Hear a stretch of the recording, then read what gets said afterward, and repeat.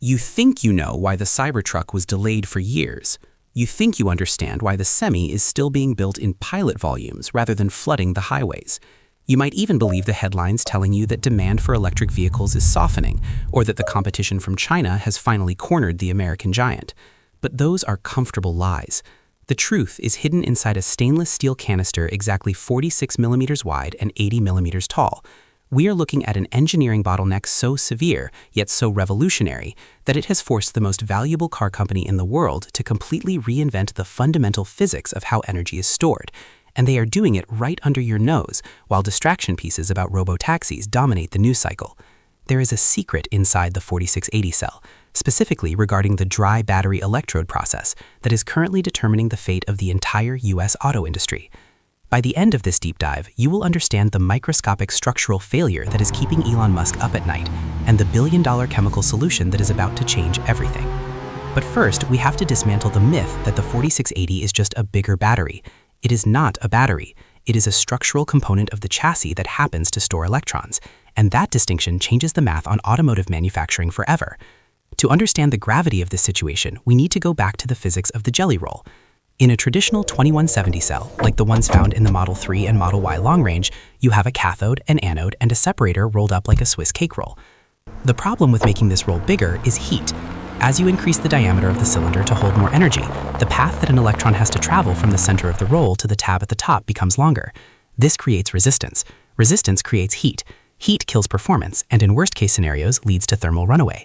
This thermal limitation is why batteries have stayed relatively small for decades. You literally could not make them bigger without them cooking themselves from the inside out during supercharging. This is where the first innovation comes in, the one everyone talks about but few understand, the tabless design. When Tesla announced the tabless architecture, most analysts saw a manufacturing efficiency. They missed the physics. By laser patterning the edge of the foil in a shingled spiral, Tesla didn't just add a tab, they turned the entire edge of the jelly roll into a massive electrical contact. They reduced the electrical path length from hundreds of millimeters down to just 50 millimeters. This is the thermal key. It allows the cell to be 46 millimeters wide without overheating. It solves the thermal bottleneck. But that is not the secret I am talking about. The tabless design is solved. It works. The real secret, the one causing the headaches, the panic, and the massive potential payoff, lies in the manufacturing process itself. The Dry Battery Electrode, or DBE. This is the holy grail. To understand why, you have to look at how every other battery on Earth is made today. It is a wet process. You take active materials like nickel, cobalt, and manganese, and you mix them with toxic solvents, primarily N-methylpyrrolidone, or NMP. This creates a slurry, a literal toxic sludge. You coat this sludge onto a foil, and then, and this is the painful part, you have to dry it. You need massive ovens, hundreds of feet long, running at high temperatures, sucking up enormous amounts of electricity just to evaporate the solvent you just added. Then you have to capture that toxic solvent vapor and recycle it because you can't vent it into the atmosphere. This wet process accounts for a massive chunk of the factory footprint and the energy cost of a battery plant. It is slow, expensive, and environmentally taxing. The secret Tesla is hiding is the struggle to eliminate this step entirely. When they acquired Maxwell Technologies, they bought a patent for dry coating. The idea is to take the raw powder, the nickel, the binders, the silicon, and press it directly into a film on the foil without any solvents. No sludge, no ovens, no NMP. If they pull this off, they reduce the factory footprint by 70% and the capital expenditure by half. It is a license to print money. But here is the snag, and it is the engineering secret that validates the delays. Dry coating the anode is easy. Dry coating the cathode is a nightmare. The cathode material is brittle. When you try to press it into a film at the speed required for mass production, we are talking about hundreds of meters per minute, the film cracks, it flakes, it varies in thickness. If the density isn't perfect, you get hot spots. If you have hot spots, you have dead cells. Tesla has been producing 4680 cells for the Cybertruck, but for a long time they were hybrid cells, dry anode, wet cathode. They were compromising to get units out the door. The purely dry process has been plagued by yield rate issues. We are talking about scrap rates that would bankrupt a normal company. But why stick with it? Why not just go back to the wet process? Because of the cost curve. The 4680 is not designed to compete with current batteries. It is designed to compete with internal combustion engines on a raw material cost basis. The structural pack is the second half of this equation.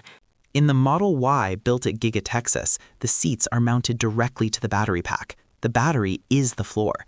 This eliminates hundreds of parts, welds, and fasteners. It makes the car stiffer and lighter, but it creates a repairability crisis.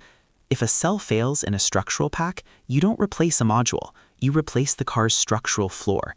This demands a level of cell reliability that the industry has never seen before. You cannot have a 1 in a million defect rate when the battery is bonded to the chassis with aerospace-grade polyurethane. The stakes for quality control are infinite. Now let's look at the chemistry. The 4680 uses a high nickel cathode. Nickel is energy dense, but it is thermally unstable compared to LFP, or lithium iron phosphate. Tesla is betting on nickel because they need the energy density for the Cybertruck and the Semi to make sense physically. You cannot build a 500-mile range semi-truck with LFP batteries. The weight penalty is too high, so they are locked into nickel. This brings us to the silicon anode. Graphite has been the standard for anodes for 30 years. It's stable, cheap, and reliable, but silicon holds 10 times more lithium ions than graphite. The problem is swelling. When silicon absorbs lithium, it expands by 300%. Imagine your gas tank growing 3 times its size every time you filled it up. It would crush the car. In a rigid steel can like the 4680, internal expansion is catastrophic. It crushes the jelly roll, delaminates the electrode, and kills the cell. Tesla's secret sauce here involves a proprietary polymer binder and a specific structure of raw silicon that allows for expansion without destruction. They aren't using pure silicon, they are doping the graphite with silicon, but the percentage is the secret. Every percentage point increase in silicon is a massive jump in range and a massive jump in engineering difficulty. We are seeing evidence that they are pushing the silicon content higher than anyone else in mass production, using a scaffold structure that contains the expansion at a microscopic level. Let's talk about the manufacturing equipment itself.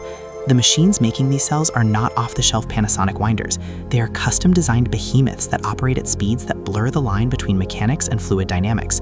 The strip tension control required to wind a tabless electrode without tearing the laser-patterned edge is mind-boggling. If the tension is off by a fraction of a percent, the laser-cut tabs fold over. If they fold over, they pierce the separator. If they pierce the separator, you have a hard short. Boom, fire. The Fremont pilot line on Cato Road was effectively a laboratory for years.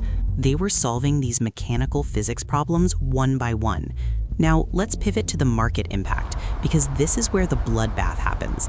If Tesla achieves high-yield volume production of the fully dry-coated 4680, their cost per kilowatt-hour drops below $60. For context, the industry average is hovering around $130. At $60 per kilowatt-hour, an electric vehicle is cheaper to build than a gas car, period. No tax credits, no subsidies, just raw manufacturing superiority. This is the death knell for legacy auto manufacturers who are buying cells from LG, SK, and CATL. GM and Ford are paying a premium for pouch cells and prismatic cells that are chemically excellent but structurally inefficient and expensive to integrate. If GM is paying $140 per kilowatt-hour for Ultium cells and Tesla is paying $60 for 4680s, GM cannot compete on price. They will bleed cash on every EV they sell, while Tesla maintains automotive gross margins. This is why you see the pullback from Ford and GM. They have done the math. They know they cannot win a price war until they solve their own cell production, which they have outsourced. Tesla vertically integrated the hardest part of the supply chain. But there is a geopolitical layer here too. The equipment to make wet process batteries is largely dominated by Asian supply chains. By moving to the dry process, Tesla is not just cutting costs, they are decoupling from a supply chain vulnerability. They are inventing a process that relies more on physics and less on chemical processing infrastructure that doesn't exist in North America. This brings us to the competitors. BMW is moving to cylindrical cells for the Neue Klasse. They see the writing on the wall. They know the pouch cell is a dead end for structural integration, but they are years behind on the data. Tesla has millions of 4680s on the road right now, gathering degradation data, thermal data, and crash data. The feedback loop is closed. The secret is that the 4680 is not a static product, it is a platform. We are already seeing Generation 2 and Generation 3 evolutions within the factory.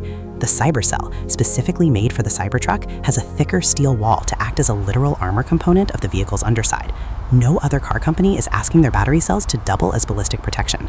This integration allows the Cybertruck to have that flat belly and high clearance without a heavy skid plate. The cell can is the skid plate. Now, let's address the naysayers who point to the lower than promised energy density of the early 4680s. They are right. The early cells were not magical. They were actually less energy dense than the 2170s. Why? Because the can wall was thick and there was dead space in the pack. But that misses the point of the iteration cycle.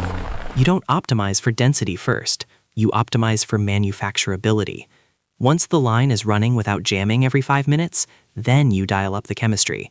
You thin the separator. You increase the silicon. You pack the jelly roll tighter. We are seeing that ramp now. The energy density is climbing, but the cost remains flat. That is the leverage. And now, the final secret. The detail that ties this entire chaotic engineering endeavor together. It comes down to a substance called PTFE, polytetrafluoroethylene. You know it as Teflon. In the dry coating process, PTFE is used as a binder. When you mix it with the cathode powder and apply shear force, the PTFE fibrillates. It turns into microscopic spiderwebs that hold the active material together. The secret Tesla has been struggling with, and appears to have finally cracked, is the fibrillation consistency at scale. If the spiderwebs are too thick, they block electrons. If they are too thin, the film falls apart. The breakthrough is a specific temperature and pressure gradient in the rolling mechanism, the calendaring rollers, that stretches these PTFE fibers to the exact nanometer thickness required to hold the high-nickel cathode together without insulating it. This mechanical fibrillation process is the key to the entire dry electrode revolution. It is not chemistry, it is nanotechnology at an industrial scale. Once this is perfected across all lines at Gigatexas, the floodgates open. The Model 2, or whatever they call the next generation $25,000 vehicle, relies entirely on this $60 per kilowatt-hour cost structure. Without the dry-coated 4680, the cheap Tesla does not exist. With it, the cheap Tesla is inevitable and mathematically profitable. The industry is looking at the Cybertruck and seeing a polarizing pickup. They should be looking at it as a Trojan horse for the manufacturing technology that will render their battery factories obsolete. The 4680 is not just a cell. It is a declaration of independence from the wet slurry past. And that fundamentally is why the competition is terrified.